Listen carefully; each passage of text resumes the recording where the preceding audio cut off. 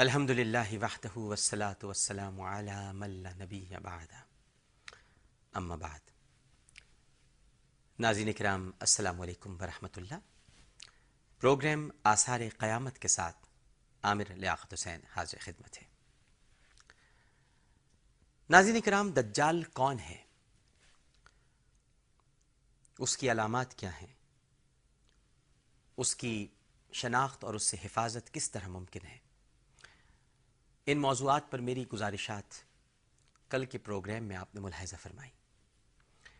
مگر یہاں سوال یہ پیدا ہوتا ہے کہ دجالی فتنہ دراصل ہے کیا، اور دور جدید کے تناظر میں اس کی کیا شکل ہو سکتی ہے؟ احادیث مبارکہ میں دجالی فتنے کے جو خد و خال ملتے ہیں، ان کے ذریعے ہم دجالی فتنے کی حقیقت کسی حد تک سمجھ سکتے ہیں.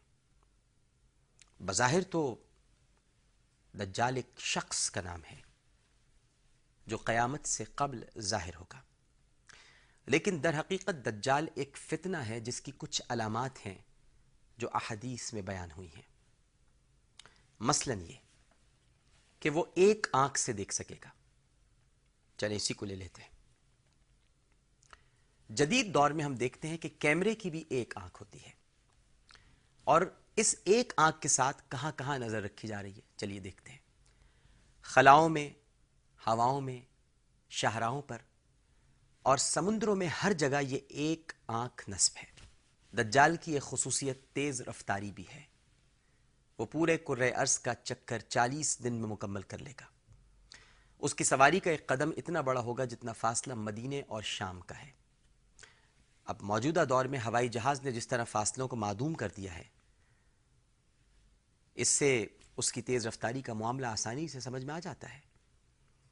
حال ہی میں اسرائیلی ماہرین نے ہیرون نامی طیارہ ایجاد کیا ہے جو اسرائیل کے ایئرپورٹ پر کھڑا ہے. یہ طیارہ جدید ترین ٹیکنالوجی کا حامل ہے اور اسے دنیا کا تیز ترین طیارہ کہا جا رہا ہے. اس کے دونوں پروں کے درمیان 16.6 میٹر کا فاصلہ ہے جو 85 فٹ بنتا ہے، اور اس کی دم پر 2 ابھار بالکل گدھے کے کانوں کی طرح ابھرے ہوئے ہیں. اس سے آقا کریم صلی اللہ علیہ وآلہ وسلم کی وہ حدیث درست ثابت ہو رہی ہے کہ دجال تیز ترین گدھے پر سوار ہوگا جس کے دونوں کانوں کے درمیان 40 ہاتھ کا فاصلہ ہوگا. اس کے علاوہ دجال کے بارے میں یہ بھی آتا ہے کہ اس کی آواز مشرق اور مغرب کے لوگ بیک وقت سن سکیں گے. ریڈیو اور ٹیلی ویژن کی ایجاد سے آج یہ بات بالکل ممکن دکھائی دیتی ہے. جیسے دنیا کے کسی بھی ملک میں کسی شخص کی تقریر کو یا پریس کانفرنس کو پوری دنیا کے لوگ سنتے ہیں، اسی طرح مسیح دجال کو بہت سے لوگ اس طرح سے دیکھ بھی سکتے ہیں اور سن بھی سکتے ہیں اگر پریس کانفرنس اور ٹیلی ویژن کو اس معاملے میں استعمال کیا جائے، جو کہ یقیناً احادیث مبارکہ کی روح سے اسی طرح ہوگا. مسیح دجال کو بہت سے امراض کے علاج کی قدرت بھی حاصل ہوگی. آج کی دنیا میں اگر ہم اپنے الفاظ میں یوں کہیں تو گویا میڈیکل کے شعبے میں سے خوب کمال حاصل ہوگا، یہاں تک کہ وہ ایک شخص کو چیرے گا اور پھر اس کے دونوں حصوں کو جوڑ دے گا. اب دیکھ لیجئے کہ آج کے دور میں کٹے ہوئے اعضاء کو سرجری کے ذریعے جوڑا جا رہا ہے، تو دیکھا جائے تو یہ بھی نظر آ رہا ہے. پھر یہ کہ مظاہر فطرت پر اسے زبردست قوت حاصل ہوگی.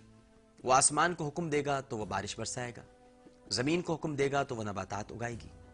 اب آج کے دور میں سائنسی ترقی اس مقام تک پہنچ چکی ہے کہ بادلوں پر اسپرے کر کے بارش برسائی جا سکتی ہے، جبکہ مصنوعی ماحول پیدا کر کے صحرا میں بے موسم فصلیں اور سبزہ اگایا جا رہا ہے، جیسے کہ متحدہ عرب امارات میں ہم دیکھتے ہیں. اسی طریقے سے دجال معدنی ذخائر کو بھی دریافت کرے گا.